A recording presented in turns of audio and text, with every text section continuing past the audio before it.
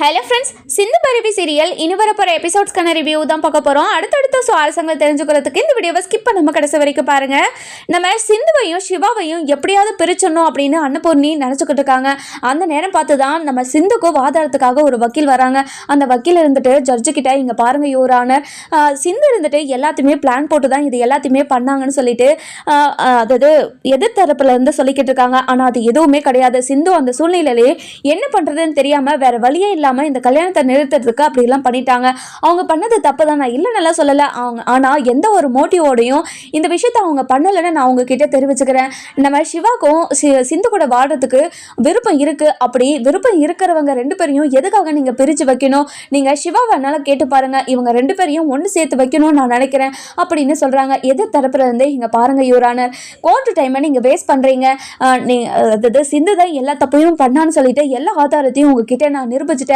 அப்படி இருக்கும்போது நம்ம சிந்துவை எப்படியாவது சிவா கிட்ட இருந்து பிரிச்சு வச்சிருங்க அப்படின்னு சொல்றாங்க. அதுக்கப்புறம் நம்ம ஜட்ஜ் இருந்துட்டு சிவாவை கூப்பிடுறாங்க.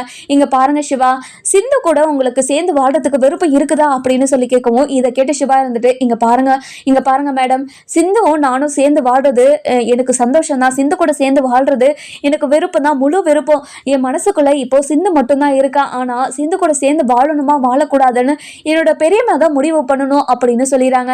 இதை கேட்டு நம்ம அன்னபூர்ணி இருந்துட்டு பயங்கரமா ஷாக் ஆயிடுறாங்க. என்ன சிந்துவை மனப்பூர்வமா நம்ம சிவா ஏத்துக்கிட்டாரா?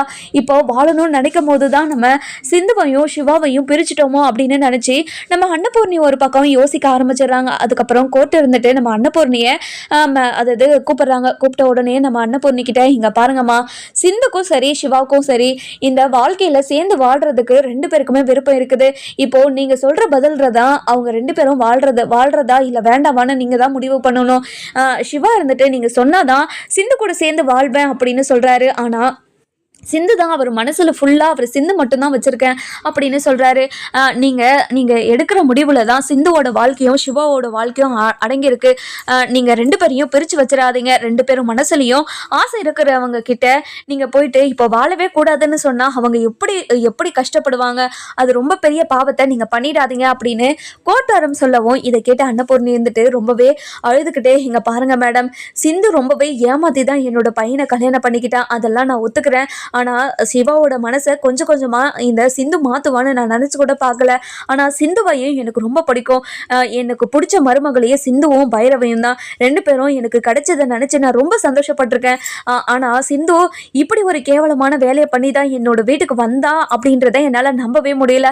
ஆனாலும் சிந்து மேலே எனக்கு ஒரு கரிசனை இருந்துக்கிட்டே தான் இருக்குது. சிவாக்கே சிந்து கூட வாழணும்னு விருப்பம் இருக்கும்போது அவங்க ரெண்டு பேரையும் பிரித்து வைக்கணுன்ற எண்ணம் எனக்கு வரல. இங்கே பாரு சிவா, உனக்கு சிந்து கூட சேர்ந்து வாழணும்னு விருப்பம் இருந்தா நீ சிந்து கூட சேர்ந்து வாழு. உன்னை நான் கட்டாயப்படுத்தலை. நான் சிந்து கூட சேர்ந்து வாழ்ந்தா நான் உயிரோடே இருக்க மாட்டேன்னு தெரிஞ்சுதான் என்னோட பையன் சிந்து கூட சேர்ந்து வாழ விருப்பம் இல்லைன்னு சொல்லிக்கிட்டு இருக்கான். இங்கே பாரு சிவா, உன்னோட விருப்பம் சிந்து கூட சேர்ந்து வாழ்றதுல தான் சந்தோஷம் இருக்குன்னா கண்டிப்பாக சிந்து கூட சேர்ந்து நீ வாழு அப்படின்னு சொல்லிடுறாங்க. இதை கேட்ட சிவா இருந்துட்டு ரொம்பவே சந்தோஷமா அன்னபூர்ணியை போயிட்டு கட்டி பிடிச்சிக்கிறாங்க. இங்கே பாருங்க பெரியம்மா, இப்படி ஒரு விஷயம் நீங்கள் பண்ணுவீங்கன்னு நினச்சி கூட பார்க்கல. சிந்துவை திரும்பவும் ஏத்துப்பீங்கன்னு நினைச்சு கூட பார்க்கல. இங்க பாரு சிவா, ஆனா சிந்து என்கிட்ட பேசவே கூடாது. எனக்கான எந்த ஒரு வேலையும் அவ செய்யவே கூடாது. அவ என் பக்கமே வரக்கூடாது சிவா அப்படின்னு சொல்லிடுறாங்க. இங்க பாருங்க பெரியம்மா, நீங்கள் இதுக்கு சம்மதம் சொன்னதே எனக்கு மிகப்பெரிய சந்தோஷம். நான் சிந்து கூட சேர்ந்து வாழணும்னு முடிவு எடுத்த நாளே நீங்கள் என்னையும் சிந்துவையும் பிரித்து வச்சுட்டீங்க. நான் அதை நினச்சி எவ்வளோ வருத்தப்பட்டு அழுதுகிட்டு இருந்தேன்னு உங்களுக்கு தெரியுமா? ஆனால் என்னோட சந்தோஷத்துக்காக நீங்கள் இப்படி ஒரு முடிவு எடுப்பீங்கன்னு நினச்சி கூட பார்க்கல பெரியம்மா. எனக்கு ரொம்ப சந்தோஷம் அப்படின்னு சொல்கிறாங்க. இதை பார்த்து கோட்டார் இருந்துட்டு ரொம்பவே சந்தோஷமா இங்கே பாருங்கள், மனசில் விருப்பம் இருக்கிற ரெண்டு பேரையும் பிரித்து வைக்கிறது மிகப்பெரிய பாவம். அந்த பாவத்தை நீங்கள் பண்ண துணிஞ்சுங்க. ஆனால் அது எல்லாத்தையும் புரிஞ்சுக்கிட்டே இப்போ அவங்க ரெண்டு பேரையும் ஒன்று சேர்த்து வச்சுட்டீங்க அப்படின்னு சொல்றாங்க. இதெல்லாம் கேட்ட ஸ்னேகாவும் மகாவும் ரொம்பவே கோவமா இங்க பாருங்க, அது மட்டும் நடக்கவே கூடாது. இந்த சிந்து நிறைய தப்பு பண்ணியிருக்கா. அவ பண்ண தப்புக்கு டிவோர்ஸ் வாங்கி கொடுக்கறது தானே நல்லது.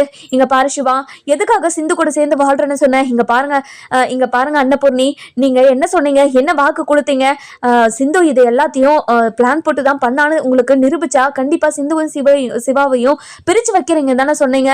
ஆனா இப்போ என்ன பண்ணி வச்சிருக்கீங்க நீங்க அப்படின்னு ரொம்ப ரொம்பவே கோவமா பேசவும், இங்க பாருங்க, 2 பேருக்கும் விருப்பம் இருக்கிற போது நான் அவங்க 2 பேரையும் பிரிச்சு வைக்கிறதுல நியாயமே கிடையாது. அவங்க 2 பேரும் சேர்ந்து வாழட்டுமே அப்படின்னு நம்ம அன்னபூர்ணி ஸ்னேகா கிட்ட சொல்லவும், ஸ்னேகா இருந்துட்டு, ஆண்டி என்ன ஆண்டி இது அப்படின்னு மகா கிட்ட கேட்குறாங்க. அதுக்கப்புறம் நம்ம மகா இருந்துட்டு, என்னக்கா இது, என் பையனோட வாழ்க்கையை சீரழிச்சதெல்லாம் பத்தாதான், இப்பவும் என்னோட பையனோட வாழ்க்கையில நீங்க முடிவு எடுக்காதீங்க. என்னோட பையனுக்கு டிவோர்ஸை வாங்கி கொடுங்க. என்னோட பையனோட வாழ்க்கையை எப்படி பார்த்துக்கணும், அவனோட சந்தோஷத்தை நான் எப்படி பார்த்துக்கணும்னு எனக்கு தெரியும். முதல்ல நீங்க பண்ண கல்யாணத்தை ரத்து பண்ணுங்க அப்படின்னு நம்ம அன்னபூர்ணி கிட்ட கேட்கவும், கோர்ட் இருந்துட்டு, இங்க பாருங்க, சிந்துக்கும் சிவாக்கும் இந்த கோர்ட்டு டிவோர்ஸ் கொடுக்காது. இவங்க 2 பேரும் சேர்ந்து வாழ்வாங்க தான். யாராச்சும் அவங்க இந்த சிந்து வாழ்றத தடுத்தாங்கன்னா கண்டிப்பா உங்களுக்கு அதாவது தக்க தண்டனையை அனுபவிப்பாங்க அப்படின்னு கோர்ட்டார் தீர்ப்பு கொடுத்துட்றாங்க. இதெல்லாம் கேட்டு சிந்து இருந்துட்டு ரொம்பவே சந்தோஷமா அன்னபூர்ணியை வந்து கட்டி பிடிச்சிக்கிறாங்க. இங்க பாருங்க அத்தை, நீங்கள் என்னை ஏற்றுப்பீங்கன்னு எனக்கு நான் கனவுல கூட நினச்சே பார்க்கல அத்தை. எனக்கு ரொம்ப சந்தோஷமாக இருக்குது. நீங்கள் எனக்கு என்ன தண்டனை வேணாலும் கொடுங்க, அதை நான் ஏற்றுக்கிறேன். ஆனால் டாக்டரை மட்டும் என்கிட்ட இருந்து பிரிக்கவே முடியாது. டாக்டர் எனக்காக பிறந்தவர். இங்கே பாருங்கள் டாக்டரே, ரொம்ப சந்தோஷமாக இருக்குது அப்படின்னு டாக்டரை கட்டி பிடிச்சிக்கிறாங்க. இதெல்லாம் பார்த்துக்கிட்டு இருந்த வக்கீல் இருந்துட்டு நம்ம அன்னபூர்ணி கிட்ட போயிட்டு, இங்கே பாருங்கள் மேடம், உங்களுக்காக தான் நான் இவ்வளோ தூரம் வாதாடிக்கிட்டு இருந்தேன். ஆனால் நீங்கள் கடைசி டைமில் எதுக்காக இப்படி ஒரு முடிவு எடுத்தீங்க? இங்க பாருங்க மேடம், அவங்க 2 பேரும் சேர்ந்து வாழணும்னு விருப்பப்படுறாங்க. என்னோட பையனுக்கு சிந்து கூட சேர்ந்து வாழணும்னு விருப்பம் இருக்குது. அப்படி இருக்கிறப்ப அவங்க 2 பேரையும் பிரிக்கிறது மிகப்பெரிய தப்பு இல்லையா அப்படின்னு சொல்லவும், இதை கேட்ட பைரவி இருந்துட்டு, அத்தை நீங்க எதுக்காக அத்தை இப்படி ஒரு முடிவு எடுத்தீங்க? சிந்து தப்பு பண்ணியிருக்கா, அவளுக்கான தண்டனையை நம்ம கொடுக்கணும்ல, எதுக்காக இப்போ டிவோர்ஸ் வேண்டாம்னு சொன்னீங்க? இதெல்லாம் ரொம்ப தப்பு அத்தை. அவளால எத்தனை பேரோட வாழ்க்கை அதாவது நாசமாயிருக்கு. என் வாழ்க்கையில நான் என்னென்னலாம் பண்ணலாம்னு நினைச்சுக்கிட்டு இருந்தேன்னு தெரியுமா? ஆனால் இப்போ கல்யாணம் பண்ணிட்டு வந்ததுலேருந்து என்னோட கனவு ஆசை நிறைவேறாமே போயிடுச்சு.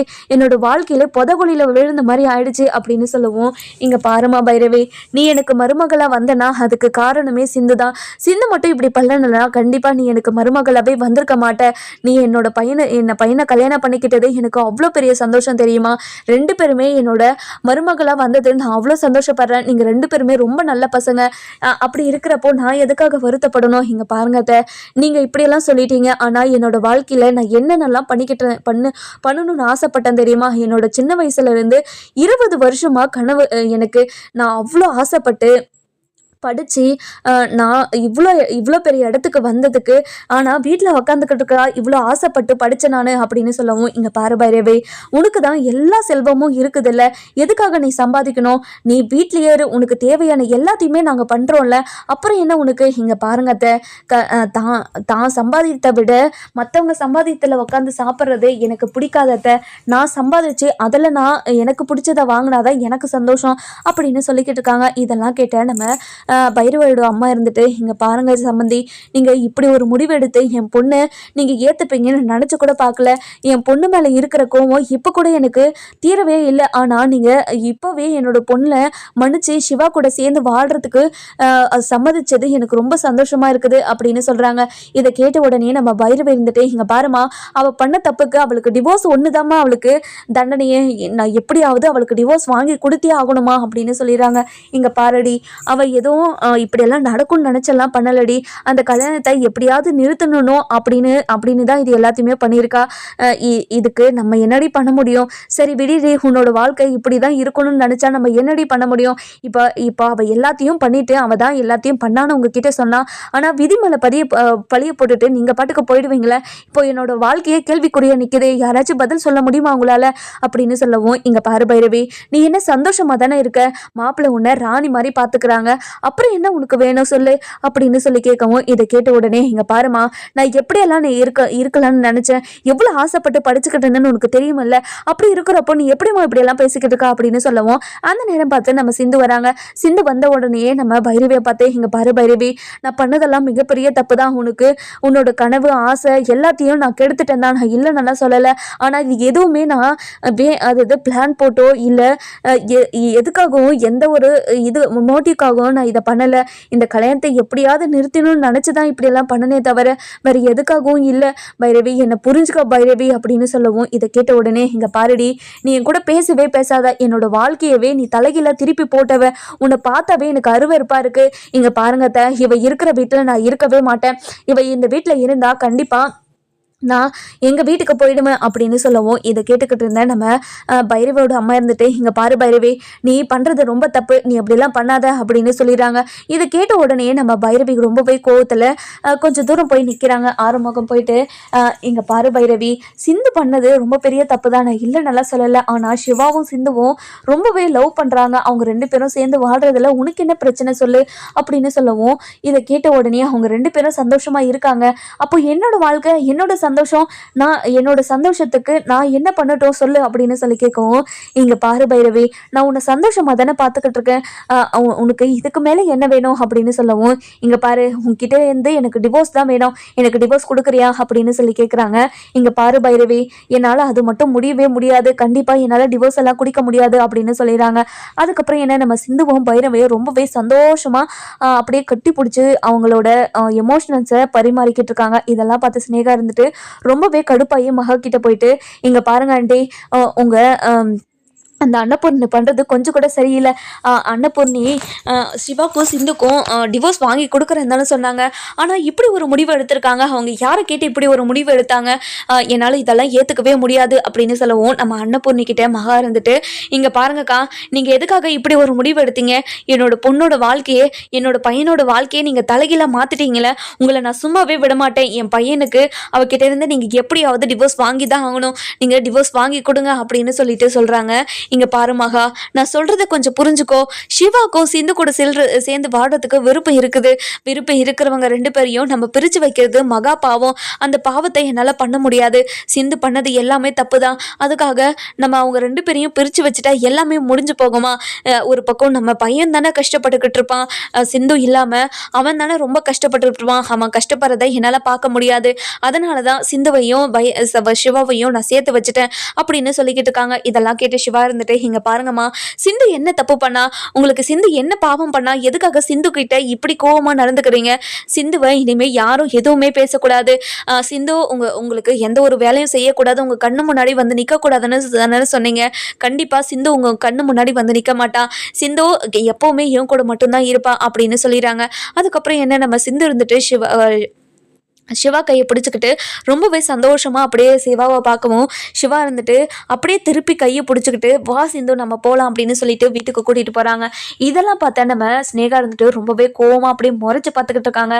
டாக்டரே, ஒரு நிமிஷம் இரு டாக்டரே அப்படின்னு சொல்லிட்டு நம்ம ஸ்னேகா கிட்டே போயிட்டு, இங்கே பாருடி, என்னையும் டாக்டரையும் பிரிக்கிறது இந்த கடவுளால் கூட முடியாதுன்னு நான் சொன்னனா இல்லையா, அது எதுவுமே நீ நம்பல இல்லை, இப்போ பார்த்தியா சிவா பார்த்தியா, என் கூட தான் வாழ்கிறேன் அப்படின்னு சொல்லிட்டாரு டாக்டரு என் கூட மட்டும்தான் வாழ்வாரு, ரொம்ப சந்தோஷமா இருக்கு, இனிமே சிவாவையும் என்னையும் பிரிக்கவே முடியாது, யாராச்சும் பிரிக்கணும்னு நினைச்சா அவங்கள அடியோட நான் அழிச்சிருவேன் தெரிஞ்சுக்கோ அப்படின்னு சவால் விட்டுட்டு ஒரே ஒரு அறை அப்படியே ஓங்கி விட்டுடுறாங்க.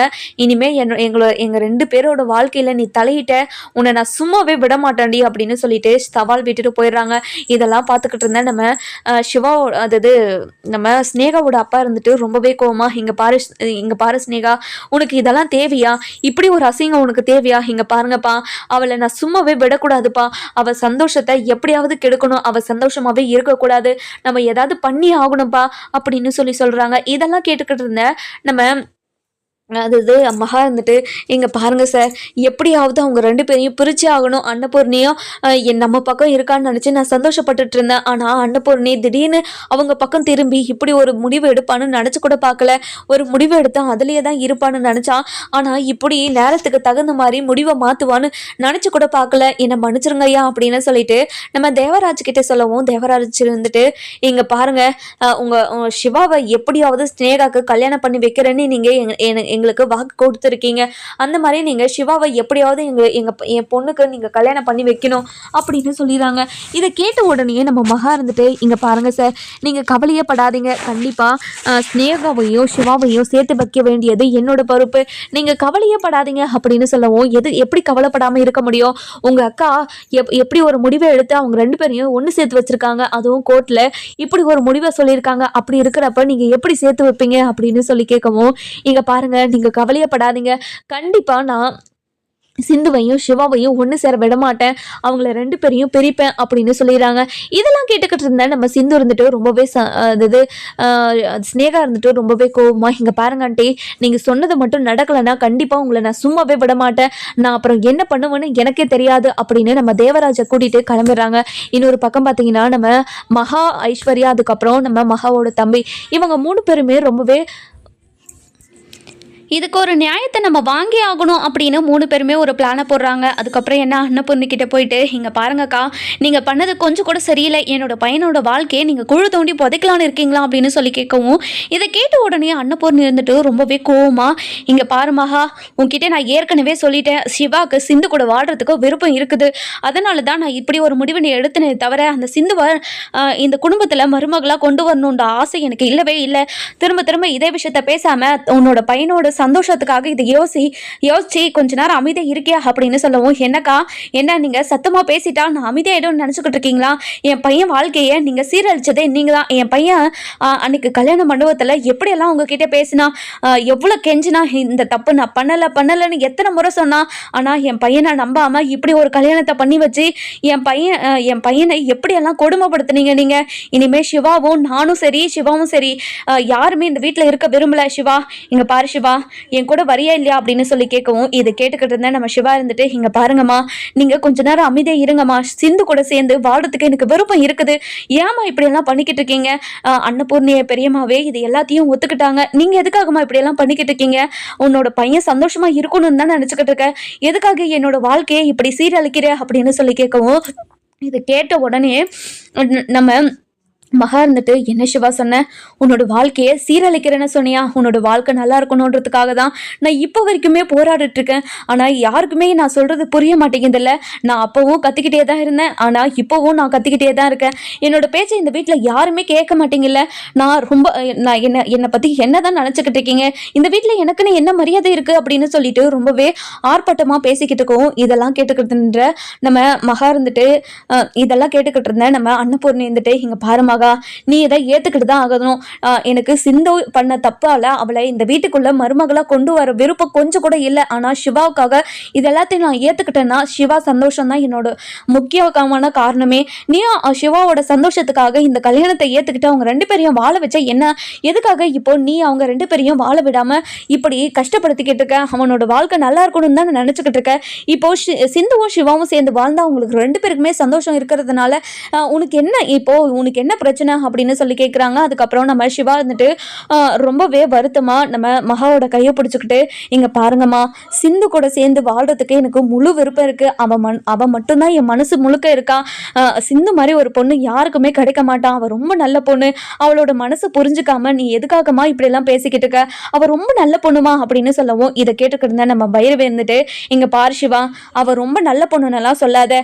எத்தனை பேரோட வாழ்க்கையை அழிச்சு அவ சுயநலமா யோசிச்சு உங்களை கல்யாணம் பண்ணியிருக்கா. அப்படிப்பட்டவளை அவளை ரொம்ப நல்லவனாலாம் சொல்லாத சிவா. நீ அன்னைக்கு என்கிட்ட சொன்ன ஒரு வார்த்தை, கல்யாண மண்டபத்தில் நீ பேசினதெல்லாம் நினச்சி ரொம்ப வருத்தப்படுவ ஒரு நாள் அப்படின்னு என்கிட்ட சொன்னேன். ஆனால் நான் அப்போ பேசினதெல்லாம் நினச்சி இப்போ வருத்தப்படுறேன். என்னை மன்னிச்சிடு சிவா.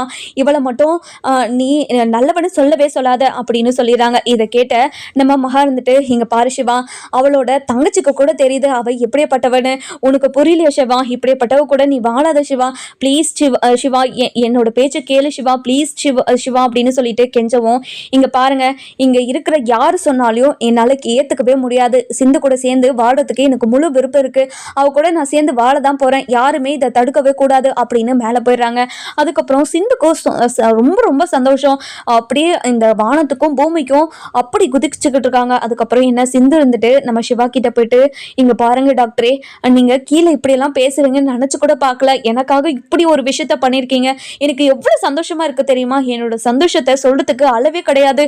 நான் அவ்வளவு சந்தோஷமா இருக்குதேன். என்னோட சந்தோஷத்தை உங்ககிட்ட எப்படி சொல்றதுன்னு தெரியல டாக்டர் அப்படின்னு சொல்லிட்டு ஹக் பண்ணிக்கிறாங்க. அதுக்கப்புறம் என்ன, நம்ம சிவா இருந்துட்டு ஒரே லவ்ஸ் மூடுக்கு போயிடுறாரு. ரொம்பவே சந்தோஷமா, இங்க பாரு சிந்து, உன் கூட சேர்ந்து வாழ்றதுக்கு எனக்கு விருப்பம் இருக்குதுன்னு எல்லாருக்கிட்டையும் சொல்லணும்னு ஆசைதான். ஆனா என்னோட பெரியம்மாவோட பாசத்தாலையும் அவங்களோட வார்த்தையால் இருந்தால் என்னால் எதுவுமே பண்ண முடியல. மன்னிச்சிரு சிந்து அப்படின்னு சொல்லவும், என்ன டாக்டரே நீங்கள் போயிட்டு என்கிட்ட இப்படி ஒரு வார்த்தையை சொல்கிறீங்க? நீங்கள் அன்னபூர்ணி அத்தையோட பேச்சை கேட்பீங்கன்னு எனக்கு நல்லாவே தெரியும். அன்னபூர்ணி அத்தை என்ன அப்போது நம்பினதுனால தான் சிவா, அதாவது அன்னபூர்ணி அத்தை பேச்சை கேட்கறதுனால தானே என்னோட கழுத்துலையே நீங்கள் தாலி கட்டினீங்க.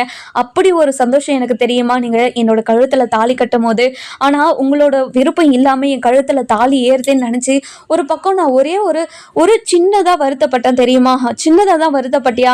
நான் எவ்வளோ அசிங்கப்பட்டு அவமானப்பட்டு அந்த ஊர் முன்னாடி நின்றுட்டுருன்னு எனக்கு மட்டும்தான் தெரியும். அப்படி ஒரு கஷ்டத்தை நீ எனக்கு கொடுத்த. இங்கே பாருங்க டாக்டரே, பழசெல்லாம் பேசி நம்மளே கஷ்டப்படுத்திக்க வேண்டாம். நம்ம சந்தோஷமாக வாழ்றதை மட்டும் பார்க்கலாம் அப்படின்னு சொல்லி ரொம்ப சந்தோஷமாக வாழ தொடங்குறாங்க. அன்னைக்கு தான் உங்களுக்கு ஃபர்ஸ்ட் நைட்டே ஸ்டார்ட் ஆகுது. நம்ம சிந்து என்னென்னலாம் ஆசைப்பட்டாலோ நம்ம சிவா இருந்துட்டு அது எல்லாத்தையுமே நிறைவேற்றி வச்சுக்கிட்டு இருக்காங்க. அதுக்கப்புறம் என்ன, நம்ம சிந்துவை அப்படியே தூக்கிட்டு போயிட்டு பெட்டு மேலே உட்கார வைக்க, இங்கே பாரு சிந்து, உன் மேலே எனக்கு ஆசை வந்தது எப்போ தெரியுமா அப்படின்னு நடந்த விஷயத்தெல்லாம் ஒன்னொன்னா பேசி ரொம்ப சந்தோஷமா இருக்காங்க. இங்கே பாருங்க டாக்டரே, நீங்கள் இப்படியெல்லாம் என்கிட்ட பேச மாட்டீங்களான்னு நினச்சி எத்தனை நாள் ஏங்கிக்கிட்டு இருந்தேன் தெரியுமா? ஆனால் இன்னைக்கு இது எல்லா விஷயமும் நடக்கும் போது என்னால் ஏற்றுக்கவே முடியல. இப்படியெல்லாம் நடக்குதா, இதெல்லாம் கனவா அப்படின்னால யோசிக்க தோணுது. எனக்கு எவ்வளோ சந்தோஷமா இருக்கு தெரியுமா அப்படின்னு சொல்லி பேசிக்கிட்டு இருக்காங்க. அதுக்கப்புறம் என்ன, இவங்க ஃபர்ஸ்ட் நைட்டும் முடியுது. அடுத்த நாள் காலையில் நம்ம சிந்து இருந்துட்டு வழக்கம் போல எல்லா வேலையும் ஸ்டார்ட் பண்ண போகிறாங்க. கிச்சன்லேயே இருக்காங்க. இதெல்லாம் பார்த்து அன்னபூர்ணி இருந்துட்டு கோவமா, பைரவி இங்கே வா பைரவி அப்படின்னு சொல்லி கூப்பிட்றாங்க. அதுக்கப்புறம் பைரவியும் என்னாச்சு ஏதாச்சுன்னு பதறி போய் ஓடி வந்து, அத்தை என்னாச்சு அத்தை அப்படின்னு சொல்லி கேட்கவும், இவ எதுக்காக கிச்சனில் நின்றுட்டு இருக்கா?